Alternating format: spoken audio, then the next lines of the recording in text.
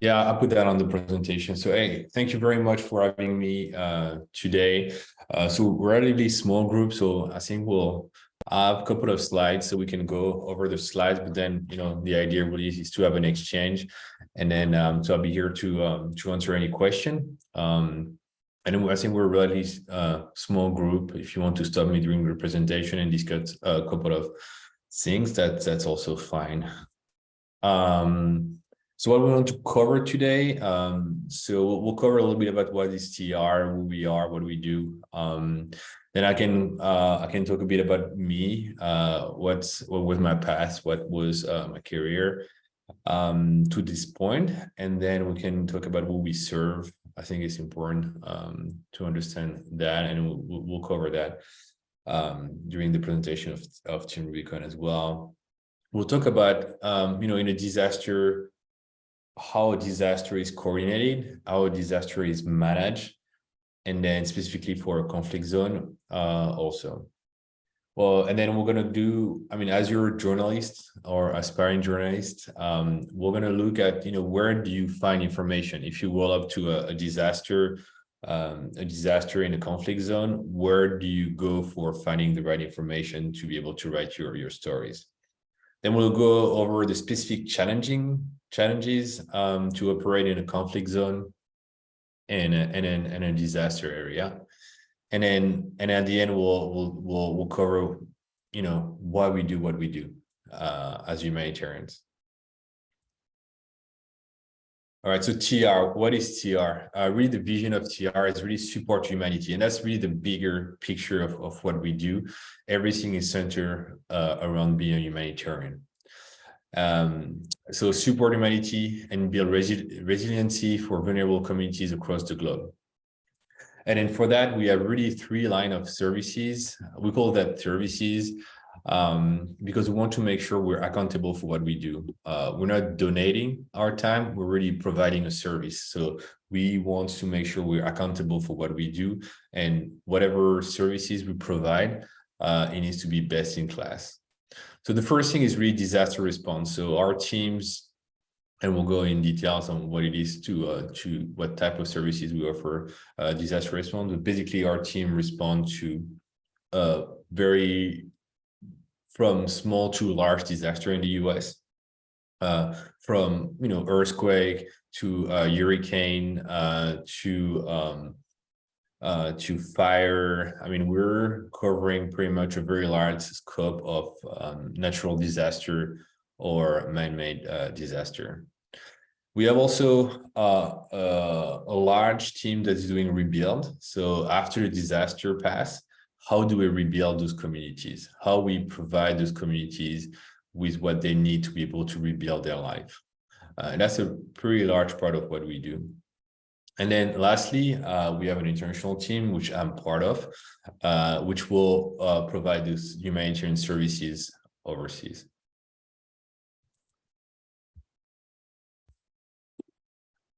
So our mission, Team Rubicon, is a veteran-led organization that served global communities before, during, and after disaster and crises.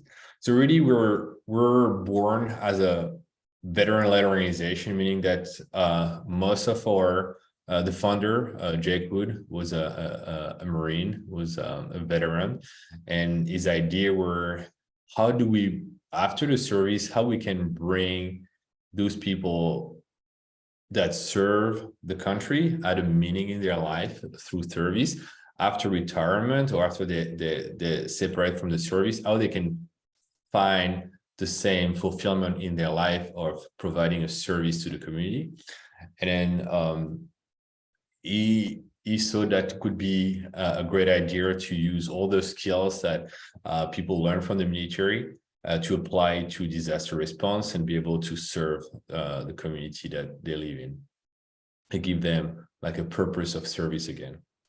So that's really where it all started. So, and then on the veteran things, we're not 100%, our people, our volunteers, our staff are not 100% veteran. Some are and some are not. I'll say the split on the domestic side is probably 70% veteran, 30% civilians. And then on the international side, well, I'll say the split is more 50-50. We'll say 50% former military or service member, and then 50% will be civilians. So the type of service that we do, really, there's twofold: is the domestic one and the international one. So on the domestic side, most of what we do really is flood and wildfire mitigation. So everything after a large fire, our teams are coming in to be able to open roads, or before the flood of the fire, they're gonna do what they call mitigation efforts to make sure that some of the community are not damaged by the fire, by cleaning some areas, for example. Same with flood, trying to make sure the houses and the communities are resilient to flood. And then after, we'll do, of course, the interior water damage after a flood, all the muck removal, heavy equipment and chassis operations. So that's opening roads. So one of the big issue when you have large fires or a large disaster is that all the roads are closed, and then so help cannot get to the community. So our teams surge in and then open those roads for the community to receive the help that they really need. So road clearance, roof tapping, and expedient home repair. I mean, one of the main things when in disaster is the home, and then when the home is destroyed, when there's water in the home, where you have a hole in your roof. I mean, it's devastating for the family. And then we're trying to get in as soon as possible to be able to do the minimal repair for the family to be able to stay in their home. I mean, staying in their home is big when you go through a crisis like that. And then at the end, we have a large home rebuild effort where we actually rebuild the home to be able to provide a new home for the family that was affected by disaster. On the international side, really, our main effort is medical. We are what we call an EMT Type 1 mobile, which is a certification by the World Health Organization, which means that we have mobile teams of 6 medical providers that will come in right after a disaster to be able to support the people that are the most affected by the disaster in the most remote area. So we're mobile. We're not like those fixed type field hospital. We're really mobile. So they drop us by helicopter, usually to a village, and then we'll be able to render care in this village that is the most remote area, or we walk there, or we hike there, or we try to drive there, or even we've been dropping by boats. I mean, everything mobile. We get as close as possible from the disaster zone to the most affected people. And then the other thing is water sanitation and hygiene, which is always a big factor after a disaster. How do you make sure that the people have the right source of clean water? Because this is the main issue or health issue after a disaster. And we also do a lot of training. So we're training other disaster teams in the world, and we make sure we build capacity in foreign countries, so those countries can also help themselves further to having a supply from the US after a disaster. We'll try to build capacity within a country. Just a couple of things that we have done. This is really a snapshot, but everything started in Haiti in 2010, when Jack Wood and couple of friends crossed the Rubicon between the Dominican Republic and Haiti during the Haiti earthquake in 2010, to be able, with a small team of firefighter, military, EMTs, medics, doctor, to be able to help the most in need during the Haiti disaster. Guatemala, we've been servicing Guatemala for a while, a couple of operations from medical service, training, and COVID response. A team just came back from Niger to do a pre-hospital and medevac training with the Niger pre-hospital service. Last year we spent like almost a year in Ukraine, working on training and providing medical services for the displaced people, refugees in Ukraine, providing care also in the liberated areas in Ukraine after some of areas in eastern Ukraine were liberated. Large scale operation in Mozambique after the cyclone in 2019, both Cyclone Haida and then Cyclone Kenneth. So very large type of response from Team Rubicon. So who I am. So really, I'm a gray shirt. This is what we call the gray shirt, and all Team Rubicon volunteer, staff, contractor wear this gray shirt. And we like to say we earn our gray shirt by being on the ground and helping communities. The gray shirts come from when Jack Wood crossed the Rubicon between the Dominican Republic and then Haiti to be able to help during the earthquake. They wanted to have like some kind of reconnaissance between them, so they decided to buy like just a plain gray shirt, and then so they can recognize each other, and then start to form like a group. So that's where the gray shirt come from, and since then we always wear those gray shirts in our operation. And then really, I'm a humanitarian. I mean, that's what drive everything I do, and this is the standard that I use to drive my team. And I think it's important to understand what's the humanitarian principles. And then even though it's pretty challenging sometimes, and we can talk about Ukraine, we can talk about other, and especially conflict zone, it's very important to understand what's humanitarian principles and really having a reflection around that, and then sometimes just stop and say, okay, what do I do here? Why I'm doing it? So I mean, the human principle is simple: it's humanity, neutrality, impartiality, and independence. That's really the core of who I am and what I do. So at TRI, at Team Rubicon International, I'm the international operation manager. So my responsibility is really to oversee all operation outside of the US and Canada, to plan for the operation, secure the operation, get the logistic right for the operation, mobilize the personnel that we need, ship them into the country with all they need to be able to perform their services. And then also I'm commanding the operation. And then at the end of the operation, make sure that we understand what we did well, what we did not do well, and how to fix this and do a better response and better service to the communities next time. And then prior to that, I was a tech executive in San Francisco, work as a PwC practice leader.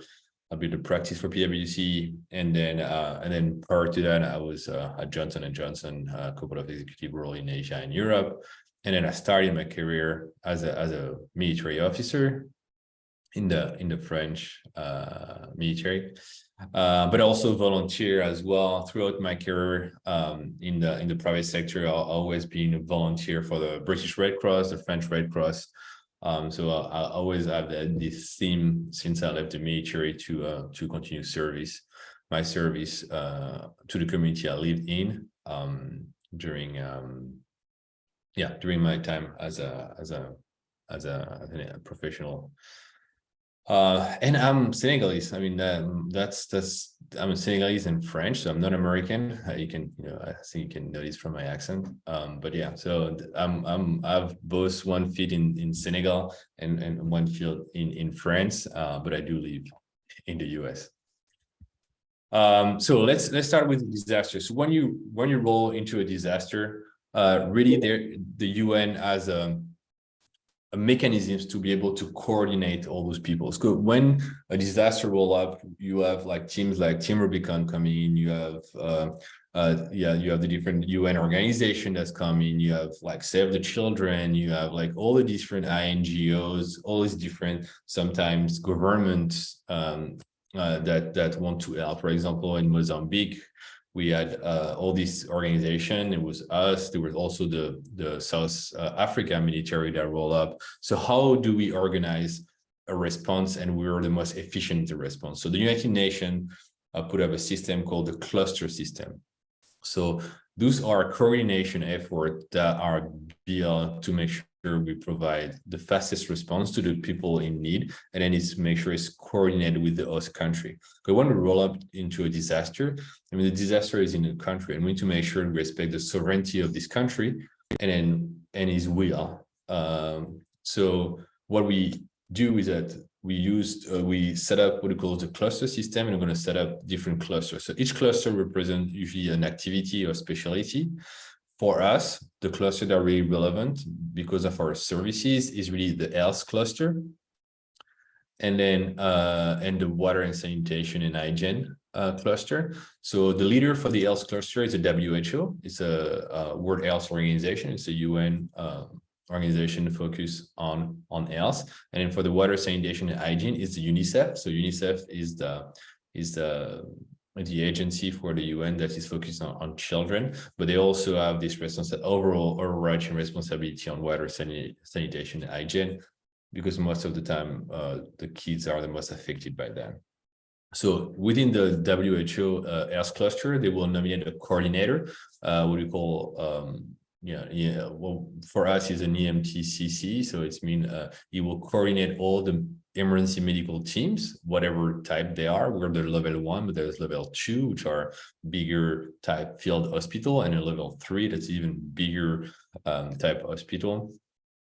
So they will coordinate all the effort. They will understand what's the needs from the Ministry of Health of the country where we are, and then they will share this needs assessment with us. And then they will assign different EMT teams to different tasks and needs, and that's what we call the coordination. And this coordination is an initial coordination when they actually get the needs, and then dispatch the efforts between the different teams that are responding. But also it's a continuous coordination effort. So every time my team is going out, when they come back at night, there will be a reporting that we send to this cluster system, and then the reporting will be shared with the other teams, but also will be shared with the host country, usually the Ministry of Health. And that's how the UN manage the response. And then sometimes in some countries they don't want the cluster system to be set up, because the host country might think that the UN is taking over the sovereignty. That's an example. For example, in Turkey, the Turkish government did not want the cluster system to put in place, and wanted him to do the coordination himself. During the last earthquake. I mean, that's things that can happen, but in most of the cases, you will have a cluster system set up. Okay.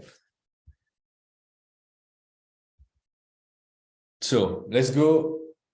Where should you look for information? As a journalist, when you roll up into a disaster, where do you think you will find your information? Now we can discuss that. I'll go over a couple of points, but then open to question as well. So I mean, local news and local journalists it's often a go-to, because especially in conflict zone, because they know the way around the country, they know where to find the information, and then usually they're already identified as journalists. So I mean, it can be good and bad, and sometimes, but at least it will be easy for them to give you what to do, what not to do, how to stay safe. Okay. Second one is the hotel. The hotel, I call that the hotel, is because you will see that the UN usually, or the cluster system, or the NGOs are really usually focusing on like driving to one hotel in a country, and they will set up their cluster meetings. All the meetings will be around this hotel, because usually the larger hotel, or like the Western standard hotel, and then everything gonna happen here. So if you want to meet people, humanitarians, UN staff, even the local ministry, all the people that will have an impact or usually a decision on the disaster will be in this hotel. So I mean, it's very important to understand, and that's also what we do when we roll up. We'll which hotel we should stay to make sure we have the best coordination. We understand the needs. So where is this hotel? So it's always very important when you roll up to a disaster to find this hotel. The UN OCHA is important. So it's the Office of Coordination of Humanitarian Affairs. So they are the people that really do a lot of the coordination with host country and humanitarian efforts. So us, and then usually they have a couple of representatives. They're usually 4 or 5 people that work depending of course of the scale of the disaster.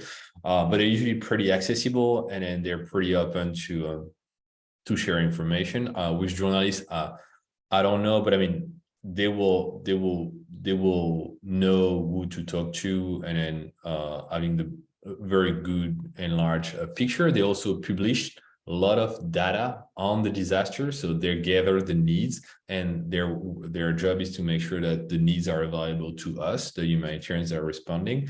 So you can go on their website, and they will publish, usually pretty quickly, a lot of data on the disaster itself. So it's a good source of information for you to get. You have so specifically for health, WHO, EMTCC, and UN, or any other UN coordinations. So that will be a good source of information. It's usually one person per cluster, and it's, talking with him or understand who he is could be a very good source of information on how the response is led. Any UN cluster leads, so any cluster meetings, usually they're every day. You will have a cluster meeting. Sometimes as a disaster, as at the beginning it will be every day, but then as we stay longer into the response, then it will be usually every week, and then every 2 weeks, etc. But being at this meeting, sit on this meeting if you have an invitation, or understand what happened in those meetings, could be a very good source of information. Local authorities, of course, any local officials, authority, law enforcement, military, depending on the country, you might or might not have access to them, but they're usually on the ground, and then usually they share same radio, same communication, so they usually are the one that will understand what's happened on the ground pretty quickly. If you need to it's a very dynamic environment. I mean, usually they will be the one that have the information first before anybody else. Same for local fire and national fire department. So as their first responder, usually they also have the information pretty quick. I will argue that in most cases, the local authority, law enforcement, and military have the premier in the information before the fire department, but it still will be pretty quick to get the information, especially in a challenging environment. The other couple of things like strategic gas station, I don't know what they call strategic gas station, but there is some gas station usually that are at some very important point in the city. So for example, main freeways, highways, entrance of a city, near an airport. Usually those gas stations will know a lot because they will see those convoy of people coming through, and usually they're going to stop at those type of gas station. So they will have a lot of information, and gas station people, attendants, hear a lot of chatter as well. Same as street food. There's some street foods that are placed, in front of a ministry, in front of a coordination body, in front of a police station. They hear a lot of things. There's a great source of information, maybe the best source of information I usually get. And then you can also have good food. So I mean, it's a win-win. Airport authorities and personnel, a lot of things go through airport. A lot of the cluster meetings, if it's not set up in a hotel, it will be set up at the airport. because a lot of operation that we do will be through helicopters, using helicopters, so or planes, especially for the food cluster and the health cluster. So they might be stationed at the airport. So for example, in Turkey right now, the EMTCC, WHO is set up at the Adana airport for Turkey, and then for the Syrian response, it's in Gaziantep. So I mean, the airports are usually a good source of information, and you also understand who's coming in and out of the country, what type of authority come in and out, what type of teams. If you want to talk to us as well, sometimes airports are good when we leave, because we can have a very good perspective on what happened on the ground, and we're more relaxed. If you approach us at the airport, we're usually more relaxed because we're leaving the country, we have done our job. And then usually we're then if you approach us during like in a disaster where we work, it can be a bit different response from us. But at the airport, we'll be a lot more willing to talk with you guys. And then chef de village. So chef de village, I don't know if any of you speak French, but it's mean like the chief of the village. It's really, the one that's usually when you roll up into like a village, usually you will have someone which is leading this village, and you don't want to talk to anybody else before him, so you understand what to do, what not to do, and then usually you have the most information to share anyway. Challenges. So really, you need to be comfortable with chaos when you roll up, especially in the 24 hours after a disaster, whatever it's an earthquake or a hurricane, a cyclone. I mean, you understand, like a cyclone, for example, when it hits, 24 to 48 hours after, it's going to be massive rain. So for example, cyclone Kenneth, we came in like really like a couple of hours after the cyclone hits. It was level 5, I think, if I remember correctly, the coast of Mozambique. It was northern Mozambique, so conflict areas, terrorist activities. So we roll up, and then what you need to know after a cyclone, there's massive rain, and then the flooding did not happen yet. So the flooding happened after. So we went to a reconnaissance in northern Mozambique, in Macomia areas, which is a well-known terrorist area. And then when we came back, the flooding was, the water was so big that, all the bridges that we crossed was, not usable anymore. So we could not get back to, forget the name of the city, but so you need to understand that environment is going to change fast, and then the windows to get information might be very short at the beginning, or you might be patient and wait, or you might be just embrace the chaos, but you need to be prepared to stay put, to sleep not very comfortably, to be cold, if you want to get the information when it is, especially during a disaster setting. Don't be in the way. So that's the big things. Sometimes we have challenges with journalists, is that they are in our way, either talking with people that need to render help to, or using roads that we want to use to get to the people in need, or distracting the senior leadership, where we need to have access to them, and they're doing interview rather than talking to us. So don't be in the way. Humanitarian principle. So I talk with about the humanitarian principle. If you want to reach out to us, if you want to talk to us, if you want to understand why we're here, you need to understand the humanitarian principles. Traveling in and around disaster. So that's a big things, as I was mentioning on this one in Mozambique. You need to understand how to travel in and around disaster, because roads going to be cut. They're going to be flooding. You need to understand timing of flooding after a cyclone. You need to understand earthquake. What's how the road will be affected by an earthquake. Make sure there are going to be a lot of people on the road, because they want to go to safety. So if you add another car on the road, or several more other car on the road, are you renting a car that could be rented by someone else to render help? or so there's a lot of things that you need to consider. I'm not saying that you should not do your job, but I'm saying that there's a lot of things to consider. If you can just bundle up and then 3 or 4 journalists get in one car rather than one car, like rent 3 cars, things like that. Okay. And then there's also rules around disaster. Make sure you keep your team safe, your cameraman safe, yourself safe, your people you work with safe.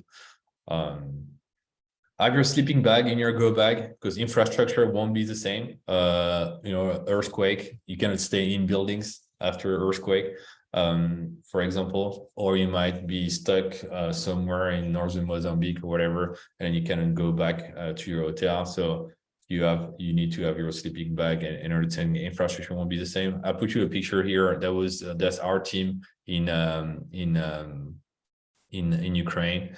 That's the bunker in forget the name of the city, but I think it was Chernobyl.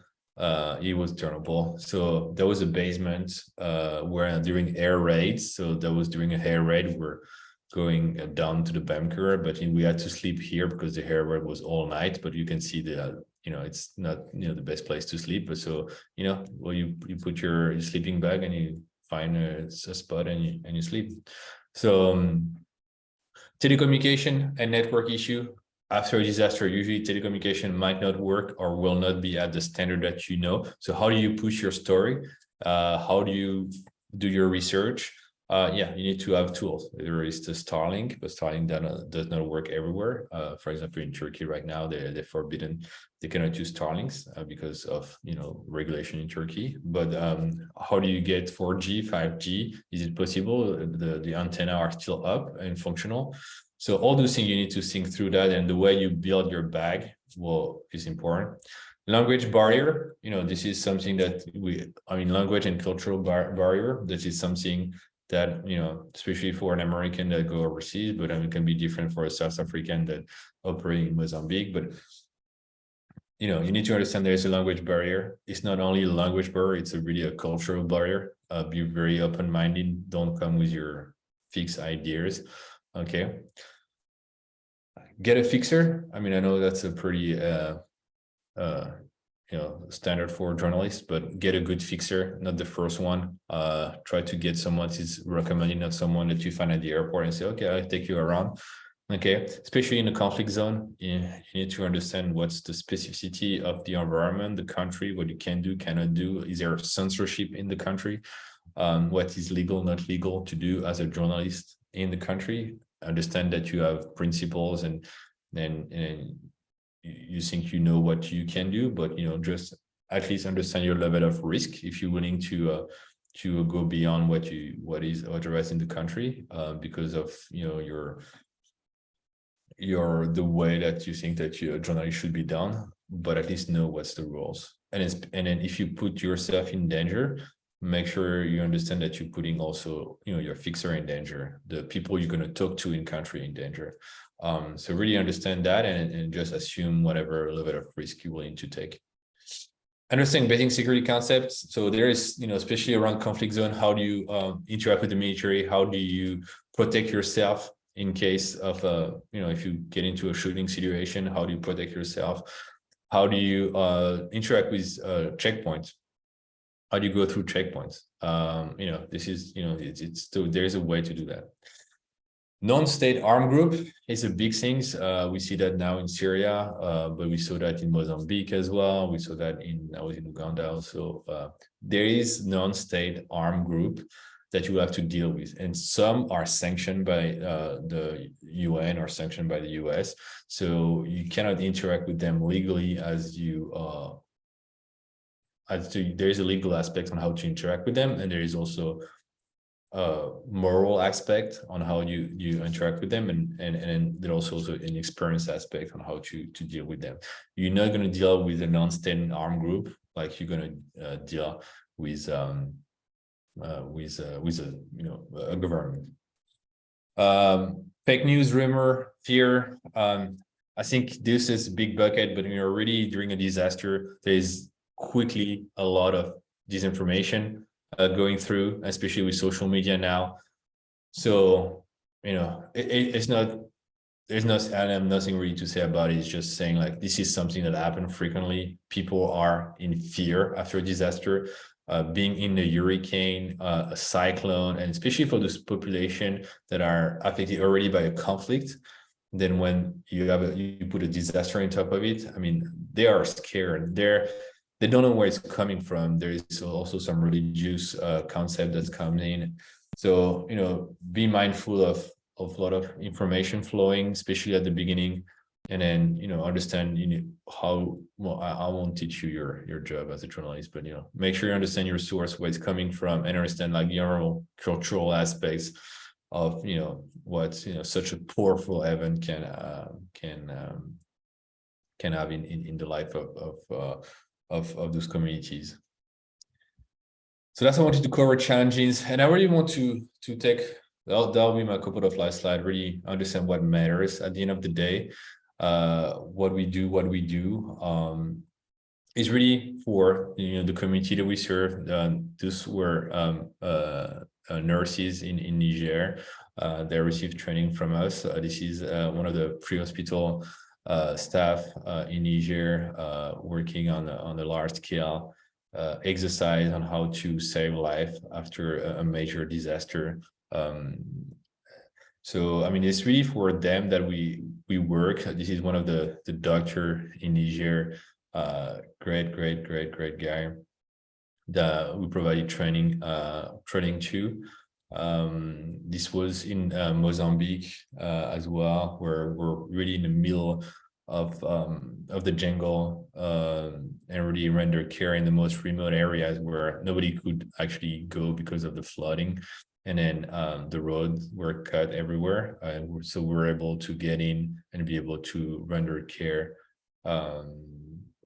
So that's really for them that we work. That was the kid as well. I was waiting for us because they didn't see help for like it was 3 or 4 days after the hurricane, and we drove like, I don't know, it was like a mad number of hours. I think it was 10 or 20. 10 or 12 hours through like really very hard terrain to be able to reach this village, but they were so happy that we're there and we're really able to have a huge impact in their life. So that's really what we do. It's really for the people that we serve. But one thing that really matters is your story, because without your story, there's not going to be any donors that will be able to support us going there and render help. And then all this humanitarian effort, whether it's local, from local humanitarian in country, regional, so like a South American go help Mozambique, or from Americans going into Mozambique. I mean, the reality is that your story makes us possible. So that's why I think I wanted to take time to talk with you, is because what you do really matters. Okay. At the end of the day, sometimes you can come to me and maybe we cross paths, I don't know, in a country, and I'm not willing to talk, or I'm annoyed because you come in and while I'm working you ask me some question. But the reality is that I will always tell you, okay, I'm doing that now, but let's meet up when I'm done, and we'll have a talk, and we'll sit. I will sit down and we'll tell you what we do here. I mean, the story that you wrote is enable the world to understand what's happened in this world. And oftentimes we live like here in the US or anywhere in Europe, where our focus is our community where we live. So we don't understand what's beyond that community or beyond that borders. And then to be able to have this humanitarian impact, I mean, the only thing that can bring this to our life and really understand the overall global community is your story that you write when you're in the field with us overseas. But yeah, that's it. I'm going to stop here. I talked too much already.